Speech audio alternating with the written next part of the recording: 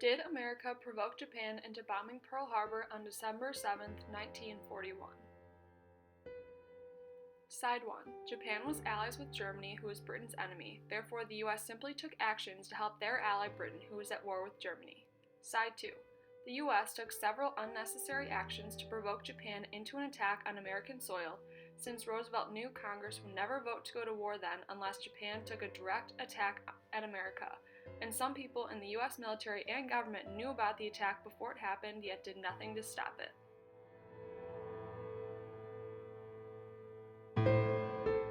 As Japan grew to be more of an international trader, they started building a military-industrial complex to match their economy, which included protecting their holdings in places like Korea and China.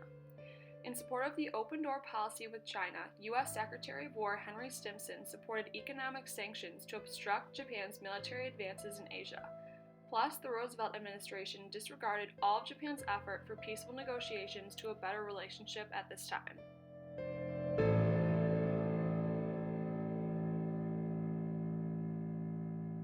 October 1940. In a move aimed at Japan, Roosevelt put an embargo into effect on all defense materials like scrap iron and steel to any country besides Great Britain under the Export Control Act. October 7, 1940, the McCollum Memo, by Arthur McCollum, who was an American naval officer and key member of the CIA in the Southwest Pacific. Part 9H of the memo said to completely embargo all U.S. trade with Japan, in collaboration with the similar embargo imposed by the British Empire. Part 10 said, if by these means Japan could be led to commit an overt act of war, so much the better. At all events, we must be fully prepared to accept the threat of war. March 1941.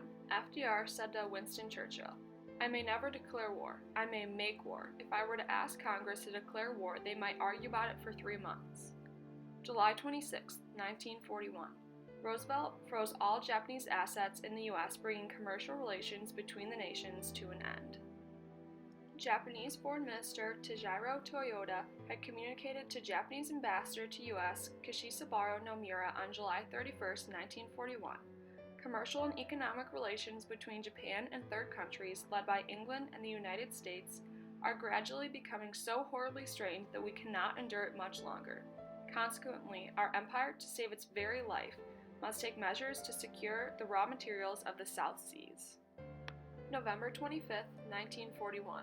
Secretary of War Henry Stimson wrote in his diary, the question was how we should maneuver them, the Japanese, into firing the first shot without allowing too much danger to ourselves. November 27, 1941. America's Navy received a message clearly stating there was going to be an attack on American soil. December 7, 1941. Japan attacked the U.S. naval base at Pearl Harbor, destroying 20 naval vessels, including the USS Arizona, and 300 naval airplanes, along with killing 2,000 and injuring 1,000 Navy personnel. In 1944, British Cabinet Minister Sir Oliver Lyttelton noted that Japan was provoked into attacking the Americans at Pearl Harbor. It is a travesty on history ever to say that America was forced into the war. Everyone knows where American sympathies were. It is incorrect to say that America was ever truly neutral, even before America came into the war on a fighting basis.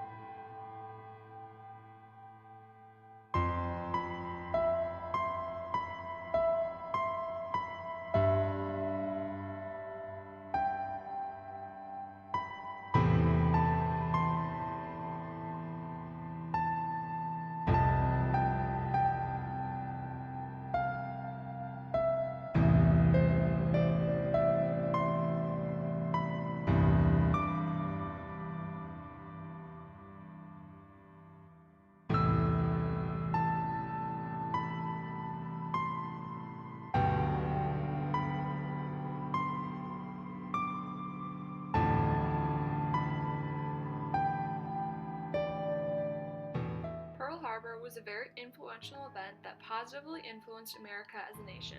It established us as a leading world power and expanded our role in helping countries in need when no one else would during and after the war.